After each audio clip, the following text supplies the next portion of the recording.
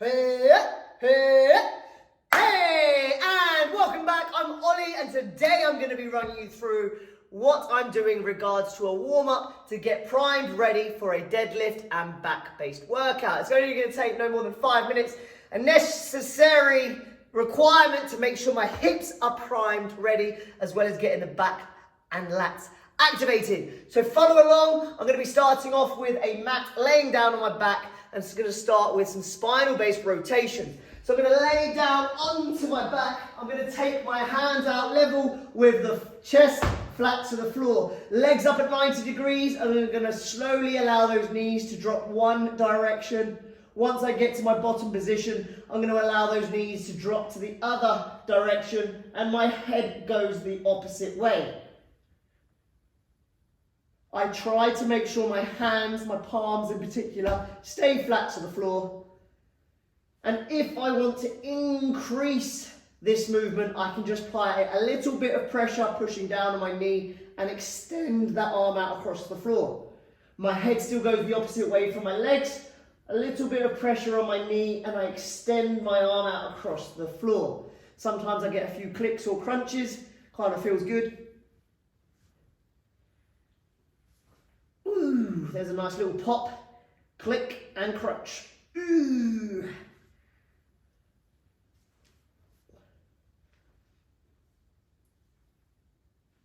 Nice, I'm going to go into bridges. I'm going to have my feet flat to the floor. I'm going to really emphasize in tucking my pelvis in. If you struggle to tuck your pelvis in, or you have no idea where your pelvis is, just think about pushing your spine into the floor, and then we're going to squeeze the bum. Pelvis tucked under or spine pushed into the floor, and squeeze the bum. So I'm trying to get my glutes ready, fired, a little bit of neural connection. So when I'm going under load, heavy with the deadlifts, my legs are ready to fire away, and I'm not just pushing through my hips.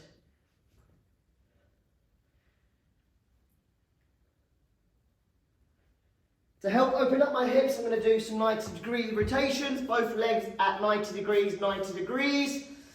Keep my feet where they are and allow my knees to go up and over. Knees are going up and over.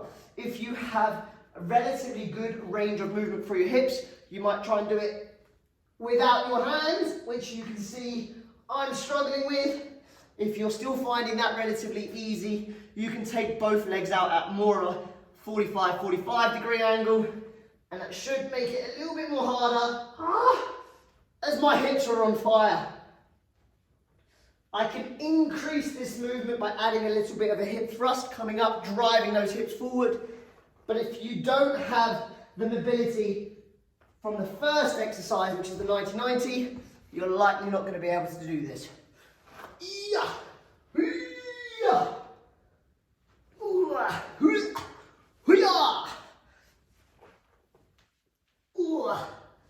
Making sound effects just makes it that little bit more easier. Right, I'm going to come round. I'm going to come up onto my knees. I'm going to take my leg out horizontally to the side at a 90-degree angle. I'm going to drop my hip as far that way as I can. I'm really emphasizing trying to get my knee over the toes so I feel it right into my groin. Opening up my hip flexors. Ooh. Ooh.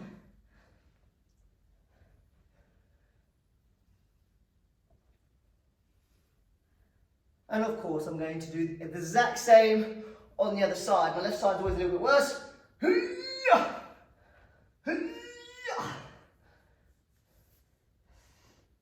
And if you can't see, I'm wearing dinosaur socks. Thanks to my wife, she likes to buy me socks. And as my feet size are kid size, she always goes to the kids section and picks out dinosaur socks for me. So all my socks are mostly dinosaurs.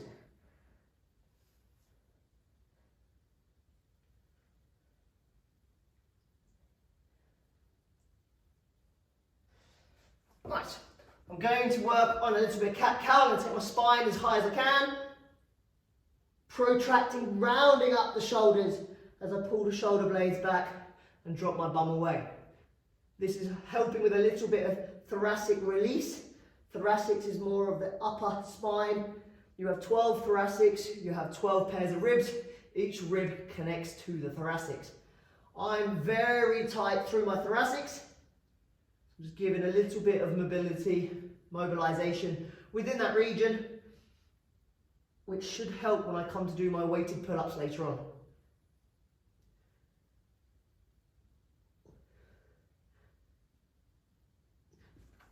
Right, I'm going to jump to my feet with my hamstrings primed and ready. I'm essentially just going to try and sweep the floor. Instead of sweeping the floor, you can take your arms high, arms low. And I'm just going to emphasize sweeping the floor, really pushing my hips back as far as I can. Working on that hip hinge. I feel a large stretch throughout my hamstrings. And then I can prime them a little bit more by working on squeezing my glutes. Squeezing my glutes. Whoop. Whoop.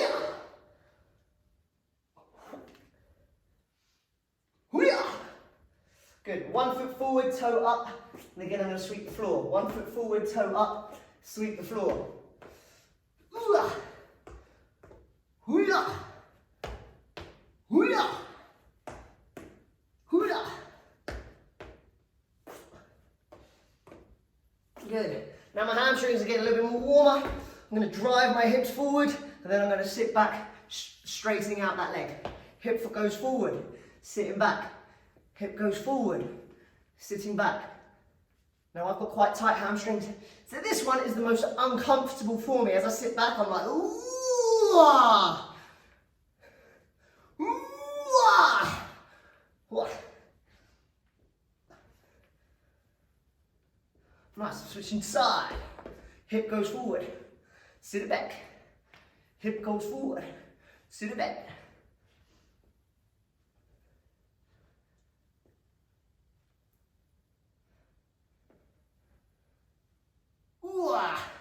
Feeling a good, nice, active stretch going through the back of the leg.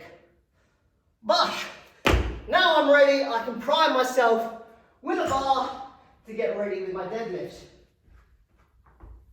Yeah.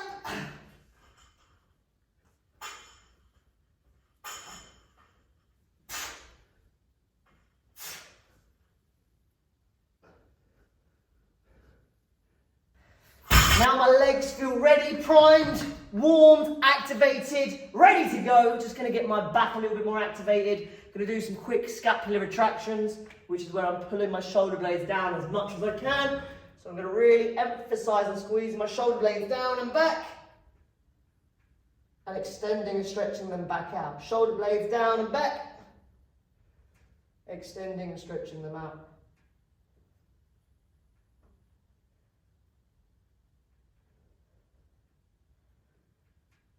Now, of course, you might not be able to do it from your body weight hanging off a bar, so you can utilize a band, a little bit of stretch, a little bit of resistance, and again, working on pulling the shoulder blade down and back, releasing that band. Pulling that shoulder blade down and back, releasing that band. While I'm doing these scapular retractions, there is no movement through my elbow. It's purely coming from the shoulder blade itself.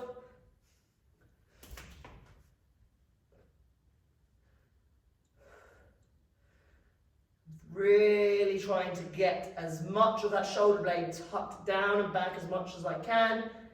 Really helping to warm up the rhomboids that sit in the middle, upper part of your back, as well as the posterior rear side of your rotator cuff, supinatus and subscapular. Hi-ya! Hi-ya! Then I can do a little bit of lat activation. I can still utilize the band, like a straight arm push down. I'm going to try and really emphasize squeezing my lat in. Stretch the lat, squeeze it in. Stretch the lat, squeeze it in. Now everything that I'm doing, you'll see that I do it relatively fast, but that's what my body is conditioned to and I'm aware of. I'm about to put just over 3 times my body weight through my legs, through my back, doing deadlifts. The aim today is probably about 3.1 times my body weight for 3 sets of 3. That's going to require a lot of force, a lot of mule drive. So myself, priming myself, getting my body warmed and activated is going to be a little bit different compared to someone that is very new to exercise. So make sure what you're doing in regards to your warm-up is relevant and specific to your individual needs. Don't just copy and imitate someone else based off what their protocol is. Have any questions, drop me a message. That was just getting yourself ready, primed, warmed with me, Ollie Rogers, for a deadlift and back session.